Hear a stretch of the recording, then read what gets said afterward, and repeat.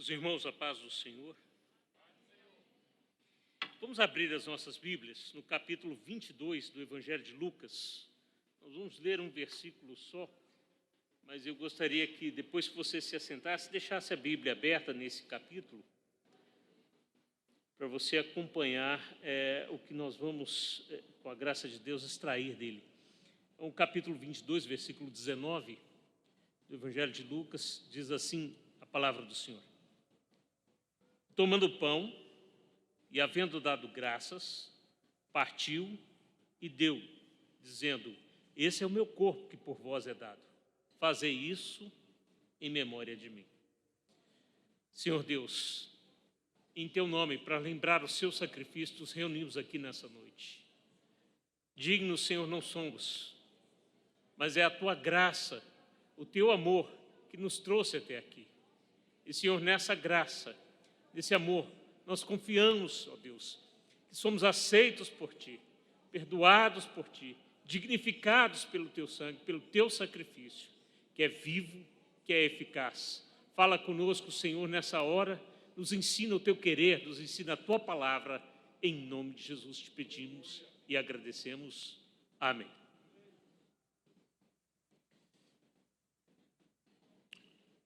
Irmãos, hoje nós nos reunimos para celebrar a ceia do Senhor, que é um dos dois sacramentos que a Igreja Reformada adota. É a ceia e o batismo. E esse sacramento da ceia, ele nasce aqui, nesse momento anotado, registrado por Lucas. Lucas, procurando se informar do que aconteceu no dia da ceia, na última ceia, fez esse registro, e é o registro mais fiel que nós temos do que aconteceu. É com base nesse registro que Paulo depois escreve aos Coríntios, falando sobre a ceia, ensinando sobre a ceia. Diz: olha, o Senhor Jesus, na noite em que foi traído, tomou do pão. Então, ele se reporta a esse registro de Lucas. E é interessante notar que, nesse momento em que Jesus se reúne com seus discípulos para celebrar a última ceia, a gente vê uma coisa diferente acontecer. Porque a ceia foi celebrada no dia da Páscoa. Se nós olharmos o versículo 1 do capítulo 22 de Lucas, nós vamos ver que estava perto a festa dos pães asmos, chamada Páscoa. Então, era o momento da Páscoa. E a Páscoa, para o hebreu, era um momento de grande alegria, uma festa de alegria, porque ela lembrava a libertação do Egito. A primeira Páscoa está registrada lá no capítulo 12 do livro de Êxodo, e havia uma instrução clara que ela deveria ser comida apressadamente e já com a roupa para sair, todo mundo prontinho, sabe? A mala na mão e a Páscoa na outra. Por quê? Porque eles seriam libertados naquela noite depois de 400 anos de servidão.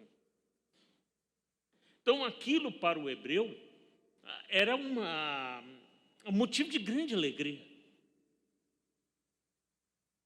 Mas nessa Páscoa, especificamente, quando Jesus se reúne com os 12 discípulos, a leitura desse capítulo 22 de Lucas nos convence de que Jesus estava muito triste. Aquela alegria que marcava a Páscoa não estava presente no nosso Senhor naquele momento. Da leitura que fiz, eu pude identificar pelo menos 8 razões pelas quais Jesus estava triste. Ele estava triste porque essa seria a sua última ceia, até que ele pudesse cear de novo com seus discípulos no reino de Deus. Isso está aí no versículo 16 desse capítulo. Então, tinha aquele quê de saudade, de algo que ele estava deixando para trás. No versículo 16, a gente vê o que registrou Lucas: porque eu vos digo, diz palavras do Senhor, que não a comerei mais, até que se cumpra no reino dos céus. E um pouco mais adiante ele diz: e eu não mais beberei do fruto da vide, até que beba de novo convosco no reino dos céus. Então, tinha um clima de despedida. E despedida nunca é razão para festa. Uma segunda razão pela qual Jesus estava triste é que ele ministrou essa ceia num ambiente de conspiração. Nos versículos 2 a 6 desse capítulo, a gente tem uma história triste sendo narrada, em que a ambição de um dos discípulos de Jesus coincidiu com o interesse que há muito estava sendo esperado pelos principais sacerdotes. Estavam buscando uma forma de prender Jesus, mas não encontravam, até que Judas, permitiu que Satanás entrasse no seu coração, e ele procurou os principais sacerdotes e os capitães do templo e fez uma proposta: eu entrego para vocês o mestre, eu entrego na mão de vocês o Filho de Deus. E Jesus sabia disso. Então, quando Jesus, na sua onisciência, já tinha certeza de que isso aconteceria, tanto que no momento da ceia ele diz: olha, um de vocês que partilha aqui comigo o pão vai me trair. Então, essa é a segunda razão pela qual Jesus não estava feliz naquele dia. Ele não tinha muito o que comemorar. Mas não é só. Jesus estava triste porque os discípulos, mesmo cientes de ser aquela a última Páscoa, porque Jesus falou com eles: olha, eu vou, é a última vez que eu celebro essa Páscoa com vocês. Lá nos versículos 15 e 16, a gente vê Jesus avisando para eles: é a nossa última Páscoa aqui. E qual é o comportamento desses discípulos no dia da última Páscoa? Versículo 24. Estavam disputando a primazia entre si. Então, Jesus olha para Judas e sabe o que passou no coração dele. Olha para os demais e sabe o que estão disputando. Quem era mais importante? E aquilo, irmãos, doeu o coração de Jesus, porque não era isso que ele tinha ensinado. Tanto que, se nós olharmos no versículo 26, a gente vê quanto é indisfarçável o descontentamento, a decepção de Jesus com seus discípulos. E ele diz: olha, os reis lá da terra ficam disputando entre eles quem é o mais importante. Vocês não são assim.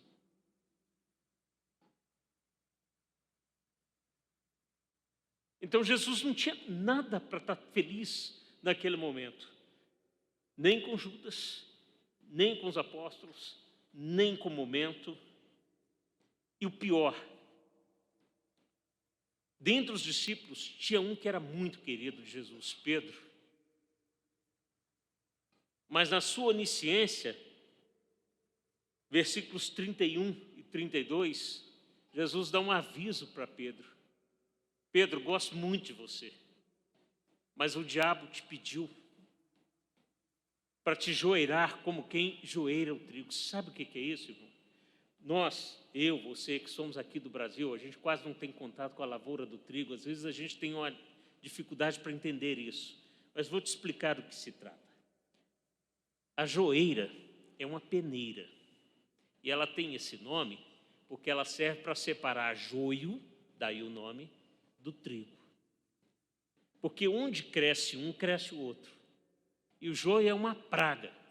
O troço entra no meio da lavoura, ele pode ficar com a semente lá guardada por 3 anos. Você limpa o primeiro ano, limpa o segundo ano, no terceiro ano aquela semente que estava adormecida ainda brota e se mistura de novo.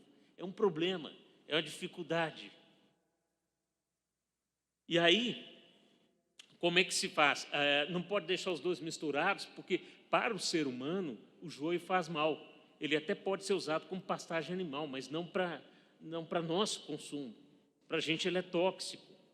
Então tem que separar. E aí, para separar, pega essa peneira, sabe? A joeira pega essa peneira, e aí pega aquele molho lá de trigo e de joio, tudo junto, um monte de espigas assim, passa a mão naquilo e começa a bater, vai batendo lá naquela peneira, e a peneira não deixa passar nem a palha, nem o joio, que ele é maior, o grão dele é maior do que o do trigo. Aí passa o trigo pela peneira e o resto fica para trás. O resto é a palha, o resto é o joio, e vai ser queimado, para que o vento não leve aquilo e espalhe de novo o joio na lavoura, né? Só que esse processo, por isso que Jesus falou para Pedro: olha, o diabo estava querendo fazer com você como se faz com o trigo. bater, bater, bater e bater. Quem, em sã consciência, fica feliz sabendo que um amigo vai sofrer? E Jesus disse: eu orei por ti, Pedro, para que a sua fé não desvanecesse. E Jesus sabia que até a fé de Pedro ia vacilar, ia passar por aquelas oscilações, né? Jesus sabia que Pedro ia negá-lo. Por isso que ele diz: olha, quando você se converter, quando você se recuperar, confirma os seus irmãos. Aquela ceia não foi uma ceia fácil para Jesus. Acha que terminou a lista dos sofrimentos? Ainda não. Jesus sabia, versículos 35 a 37, Jesus sabia que os discípulos seriam deixados por um tempo à própria sorte. Disse: olha, quando eu mandei vocês precisaram de alguma coisa? Falei: não, Senhor. Ele: pois é, agora vocês se preparem. Quem não tiver espada, que venda a sua capa e compre uma, porque por um tempo vocês serão lançados à própria sorte, até que viesse o Espírito Consolador, né? E fossem do alto revestidos de poder. Jesus já tinha avisado isso para eles.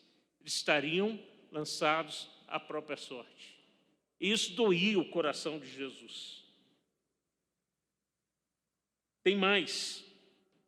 Ele experimentaria o abandono no jardim. Terminada a ceia, ele se retira para o jardim, vai orar, leva os seus discípulos, mas os discípulos adormecem. E Jesus se vê só, a ponto de um anjo o consolar, porque não tinha quem o fizesse. E tomado por agonia, Jesus orava tão intensamente que ali ele já começou a derramar sangue. Gotas de sangue caíam como suor do seu rosto. Não era por ele, era por nós. Então aquela ceia, meus irmãos, não se iludam, não foi nada fácil para Jesus.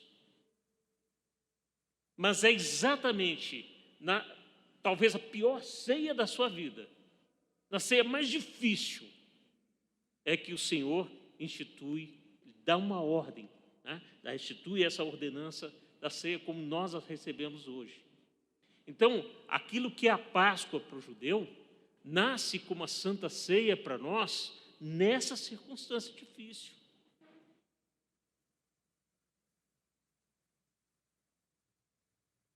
E Jesus institui, então, essa Santa Ceia, essa da qual nós participamos hoje, né, nessa dificuldade, com tanta dor no coração.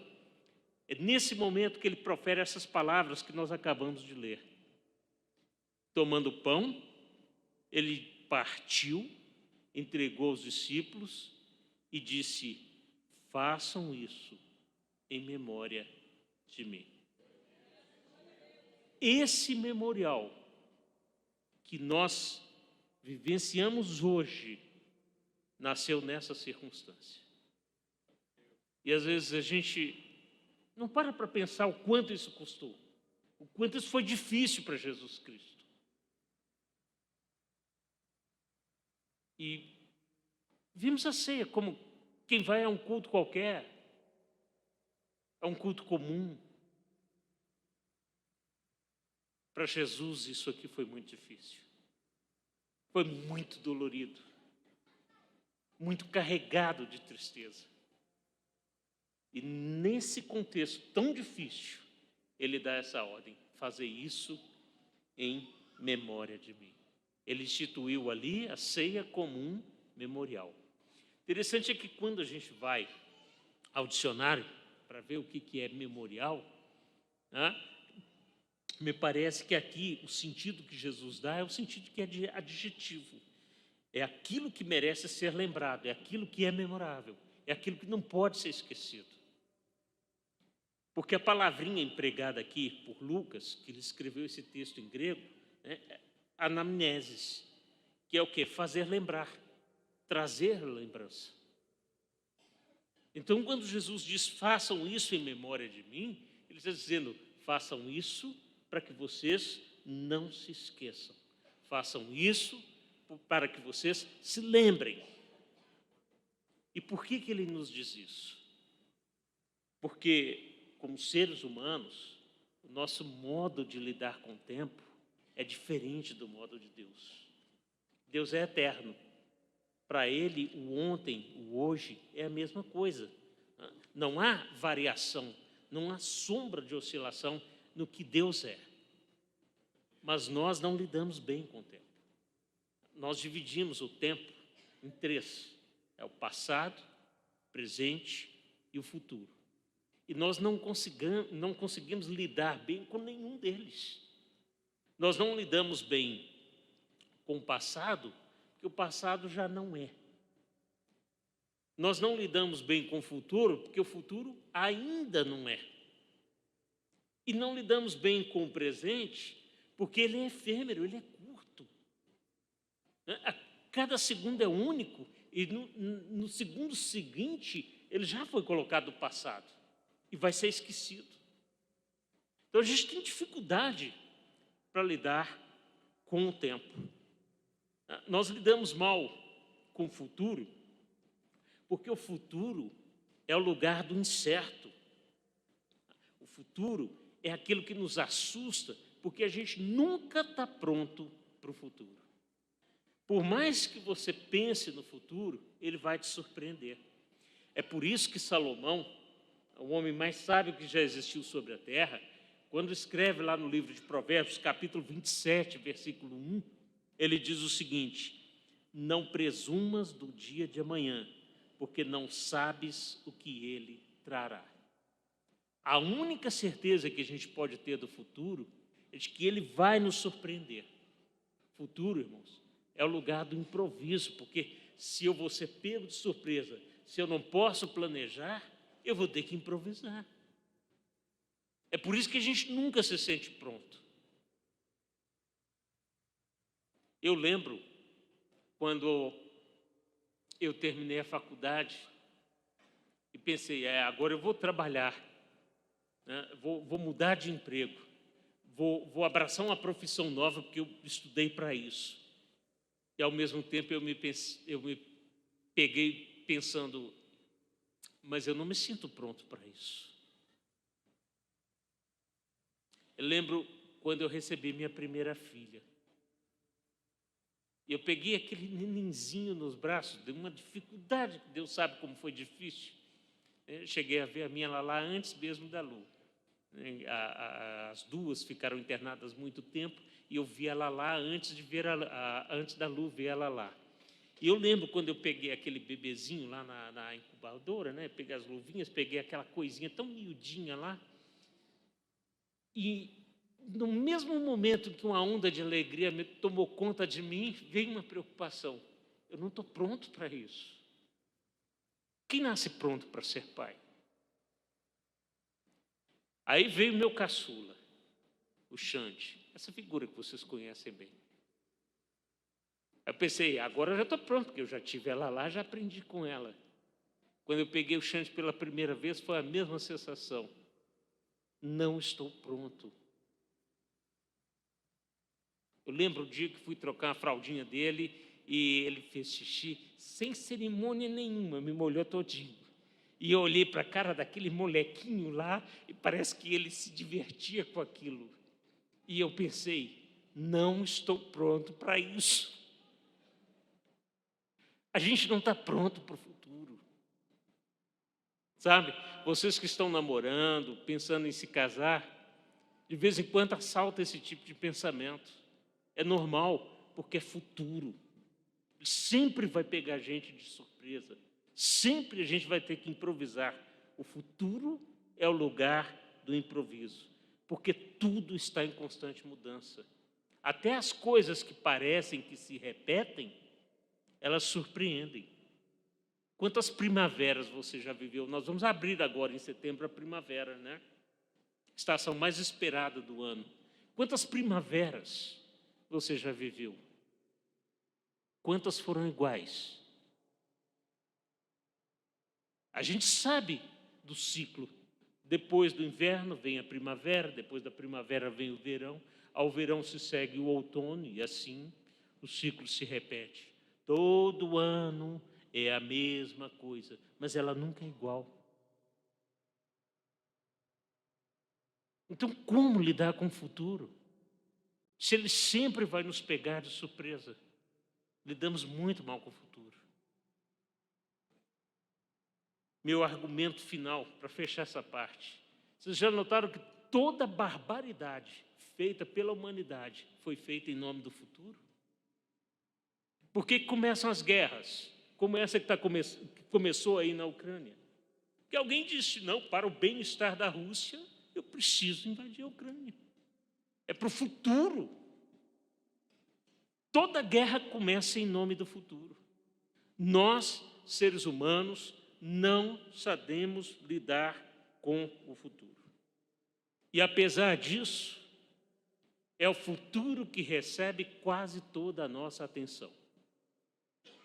Raramente nos preocupamos com o passado, raramente nos concentramos no presente. Regra geral, a gente está sempre ocupado com o que vai acontecer amanhã. Você está aqui no culto, pensando no trabalho amanhã, pensando nas cobranças, pensando nas contas que virão, pensando um futuro que ainda não é, que a gente não sabe como será, para o qual a gente não tem como se preparar. É o que mais rouba a nossa atenção, é o que mais chama o nosso cuidado, é o que mais ocupa a nossa mente. E tem que ser assim. Precisa ser assim. Comte Sponville, que é um filósofo, uma vez escreveu uma frase que me fez pensar muito. Ele se perguntou, quem se esqueceria, fora os sábios e os loucos, que tem futuro? Então, se você não é sábio, se você não é doido, você pensa no futuro, sim. Ele toma seu pensamento, sim. Mas enquanto você está pensando no futuro, o presente está esquecido, o passado está esquecido. Esse é o nosso problema com o futuro. Porque o pouco de atenção que nós dedicamos ao presente e ao passado, ainda traz para nós também dificuldades. Bom, se nós prestássemos atenção no que Jesus ensinou, lá em Lucas, capítulo 11, versículo 3, Jesus nos disse o seguinte, quando vocês forem orar, peçam ao Pai do céu o seguinte, Senhor, o nosso pão de cada dia, o nosso pão do presente, nos dá hoje. Parece que Jesus estava nos orientando a focar no dia que nós temos, que nos foi dado como presente, não por ser o tempo de agora, mas porque o recebemos pela graça de Deus. Esse dia que nós temos hoje é o Senhor que nos deu. Feliz foi o salmista. Salmo 118, versículo 24, ele parece que tomado dessa noção de que o que importa é o agora, ele escreveu, este é o dia que fez o Senhor. Regozijemo-nos e alegremo-nos nele.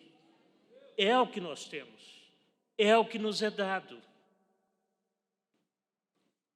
Mas a ânsia do futuro está sempre disposta a roubar a paz.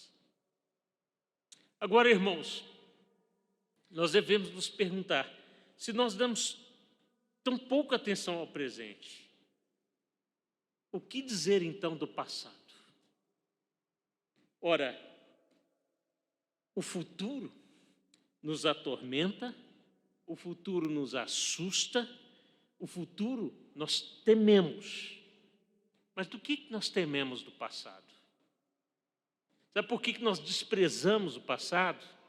Porque o passado não nos incomoda. A conta que já foi paga não te perturba tanto quanto a conta que vai vencer nessa semana. Não é verdade?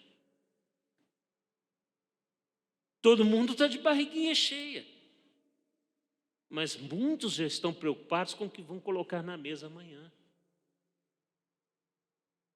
Então, o passado pouco conta. O futuro está sempre tumultuando. E o passado, coitado, está lá esperando a nossa clemência, a nossa atenção. Porque a nossa tendência natural é esquecer. Já que eu não preciso esperar nada do passado, já que eu não preciso temer nada do passado, sabe o que eu faço? Eu esqueço. Esquecer é a ordem natural. Esquecer está em conformidade com a vida. É por isso que quando a gente vai vivendo, as coisas passadas vão sendo esquecidas. Aquilo que era um filme vai virando uma foto. Tenta lembrar do que você vestiu no último domingo. Tenta lembrar o que tinha no seu prato na segunda-feira da semana passada. Quando nós nos lembramos do passado, nós nos lembramos de pequenas cenas. Eu lembro do nascimento da Lalá, eu lembro do nascimento do Xande, mas cada um como fotografias. O filme inteiro já não está mais na minha memória. O que veio antes, o que veio depois? Por onde eu entrei, por onde eu saí. Eu lembro que de madrugada eu pegava aquele pacotinho pequenininho, todo enroladinho, né, e ficava passeando pelos corredores do hospital para mostrar as luzes de Natal. Larissa encantada com luz de Natal até os dias de hoje. Isso nasceu das nossas patrulhas nas madrugadas, lá nos corredores, porque era quando estava todo mundo quietinho, deixava a gente sair do quarto, aí a gente ia sair do quarto. Eu ia mostrar o Natal, não podia sair do hospital, eu mostrar o Natal para Lalá. Disso eu me lembro. Por onde eu entrei, por onde eu saí. Como é que piscavam as luzes? Não sei. Só tem uma fotografia daquele tempo. Por quê? Porque eu esqueci o normal. Nós nos esquecemos. É por isso que eu acho uma grande bobagem a gente aconselhar alguém a esquecer alguma coisa. Não precisa aconselhar isso. Deixa que o tempo vai fazer isso, vai apagar, sabe? Na verdade, quando a gente aconselha, esquece isso. Na verdade, nós estamos recordando, fazendo recordar. É o efeito contrário. Deixa quieto, não toca no assunto. O que não for importante, desaparecerá. E se alguma reminiscência ficar, é porque era importante, porque tinha valor e precisa ser respeitado. Viu o quanto a gente lida mal com o passado? A gente não sabe viver o futuro, a gente não sabe viver o presente, a gente não tem o menor cuidado com o passado. Aí a gente se assusta e se pergunta, por que Jesus disse, façam isso em memória de mim? Porque a gente não se esqueça. Porque Jesus, irmãos, está lá no nosso passado, como está no presente, como está no futuro, mas o futuro ainda não é. E quando ele institui a ceia, ele não a institui para o presente. Façam isso em memória. E o que é a memória?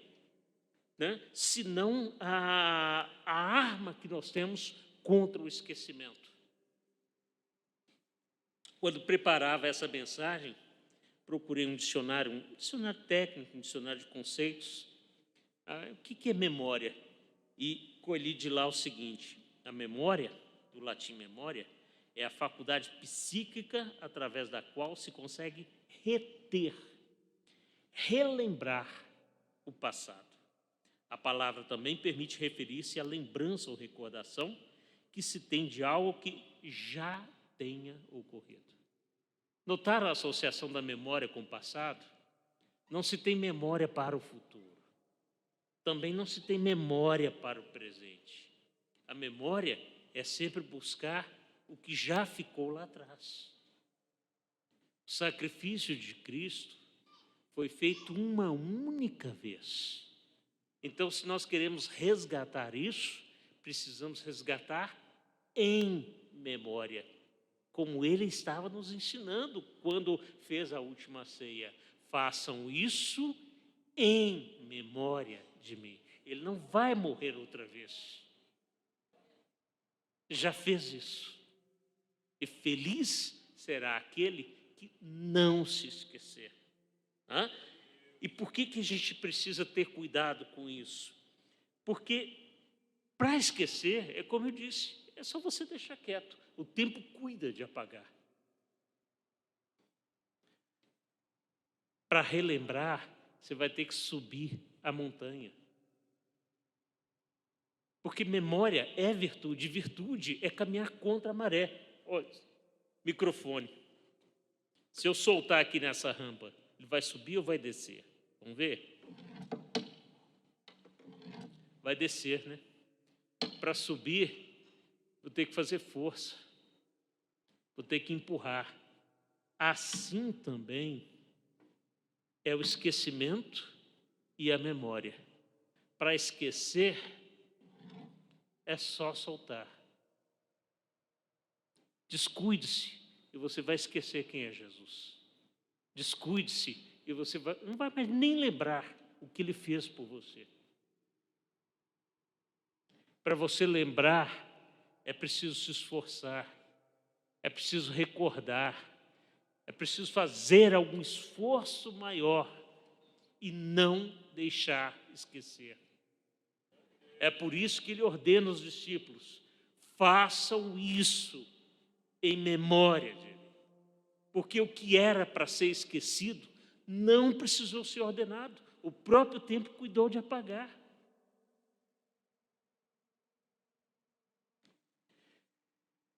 Tinha um pensador ucraniano que morou na França há muito tempo, já morreu. Ele descreve a luta da memória com o tempo, com o esquecimento. Ele desenha uma cena assim que é muito forte. Depois que eu li essa história que ele contou, eu fiquei pensando, lendo agora a mensagem de Lucas 22, eu entendi por que Jesus falou que era para a gente se lembrar dele na Santa Ceia. O Vladimir Yanklevich, que é esse pensador, ele diz o seguinte, olha, a luta da memória contra o esquecimento é como a luta do náufrago para não afundar do mar. Ele se agarra lá a uma tábua, alguma coisa que flutue, para ele não ir junto, porque o mar do esquecimento vai fazer tudo afundar, vai fazer tudo desaparecer. Então, o esforço da memória é aquele esforço desesperado para se manter vivo numa situação em que se condena ao esquecimento. Tenta imaginar uma cena de tempestade, um navio naufragando. Tenta imaginar um náufrago se debatendo para se manter vivo. É um esforço semelhante que a gente precisa fazer para não esquecer, inclusive de Deus. Deixa a faina do dia a dia e tomando conta de você.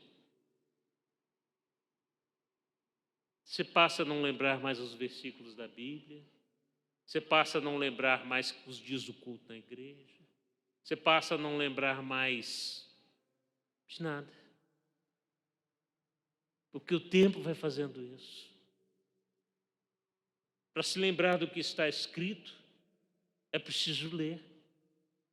E Deus sabia disso, quando lá no Antigo Testamento ordenou aos israelitas, olha, façam para vocês.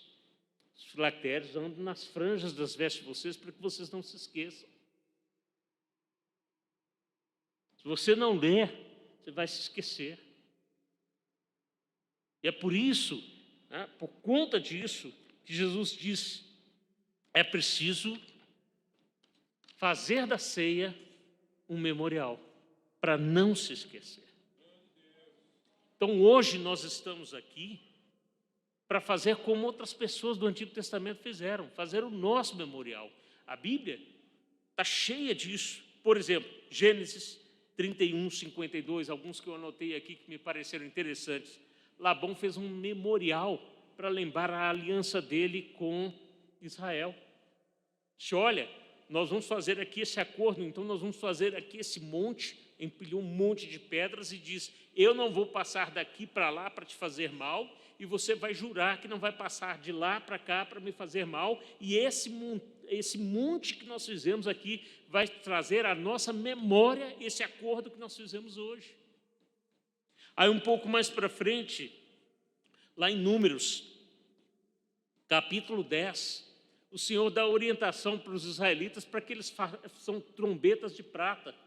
Para quê? Para que eles toquem essas trombetas nas festas e toquem essas trombetas na batalha, para não se esquecerem em uma e em outra situação que Deus estava com eles. Quando a batalha se armar e vocês ouvirem o som da trombeta, vocês vão lembrar que eu estou com vocês. Quando vocês se alegrarem e ouvirem o som das trombetas nas festas, vocês vão se lembrar que eu sou Deus de vocês. Aí mais à frente, Josué capítulo 4, uma coisa bonita, depois que Josué conquista a terra, né, e 2,5 tribos que tinham possessão do outro lado do Jordão, foram despedidas para voltar para o seu local. Aqueles israelitas, quando chegam perto do rio Jordão, pegam pedras e colocam, isso em Josué 22, eles colocam essas pedras e fazem um monturo para lembrar aos seus irmãos do outro lado do rio que, apesar do rio que os separa, eles são um só. E quando você lê o capítulo 22 de Josué, você vê essa preocupação deles, que eles disseram: olha, amanhã pode acontecer de que os vossos filhos digam aos nossos filhos: há um rio entre nós, vocês não têm parte conosco.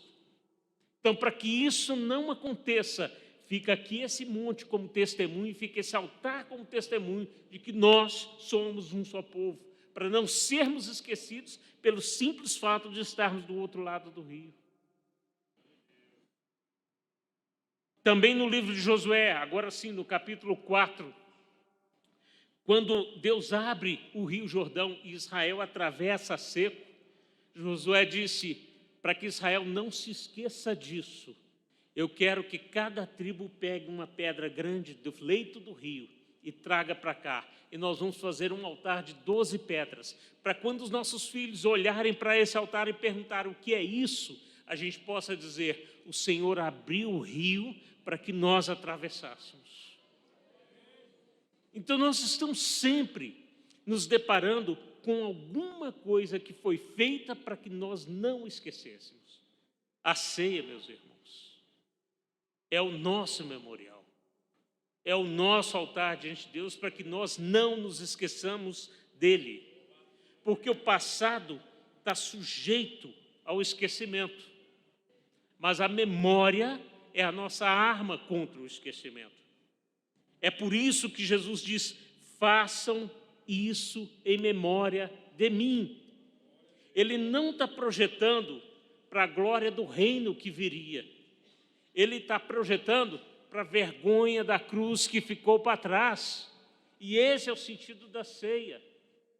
Mas às vezes a gente vem para cá para pedir coisas, a gente vem para cá porque tem esperança da glória do porvir e se esquece que neste dia não.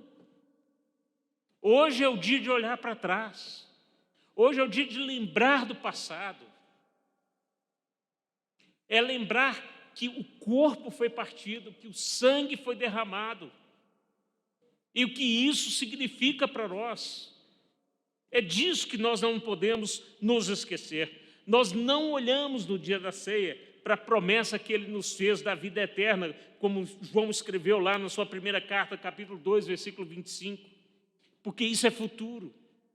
Nós não estamos aqui também para lamentar a nossa leve e momentânea tribulação, que produz para nós um peso eterno de glória muito excelente, como escreveu Paulo na segunda carta aos Coríntios. Não é isso, não nesse dia, que isso é presente, mas nós estamos aqui para lembrar o corpo que foi partido lá no passado e o sangue que foi derramado lá no passado.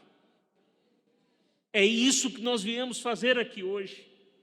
Jesus hoje não quer ser lembrado pelos seus milagres, como aquela multidão lá de capítulo 6 de João, versículo 26, que foi atrás de Jesus porque sabia que onde Jesus tinha havia abundância de pão. Havia um monte de milagres. Hoje não é dia disso. Nós não estamos aqui hoje para lembrar os ensinamentos de Jesus. Podemos fazer isso em outros dias, podemos fazer isso no culto de doutrina. Mas no culto da Santa Ceia, nós estamos aqui só por duas razões. Um corpo que foi partido e um sangue que foi derramado. Só. Mais nada. Nós estamos aqui, como diria o apóstolo Paulo, para anunciar a morte de Jesus. Lembrar o que foi feito, não o que ele fará por nós. É uma morte vicária, é uma morte sacrificial, é uma morte por nós, em nosso lugar. Nós não nos reunimos aqui nessa noite para sermos lembrados pelo Senhor, mas para nos lembrarmos dele. É diferente. Não é dizer, Senhor, estou aqui, o Senhor se lembra de mim. Mas dizer, Senhor, eu estou aqui porque eu não posso esquecer o que o Senhor já fez. Não sei o que o Senhor fará, não me importa nesse momento. Eu estou aqui porque quero agradecer pelo que já foi feito.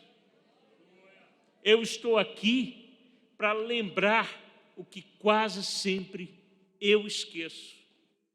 E que Jesus disse lá no livro de João, capítulo 6, versículos 54 seguintes: quem come a minha carne e bebe o meu sangue tem a vida eterna, e eu ressuscitarei no último dia. Porque a minha carne verdadeiramente é comida e o meu sangue verdadeiramente é bebida. Quem come a minha carne e bebe o meu sangue permanece em mim e eu nele, assim como o Pai que vive me enviou e eu vivo pelo Pai, assim quem de mim se alimenta também viverá por mim. Amém.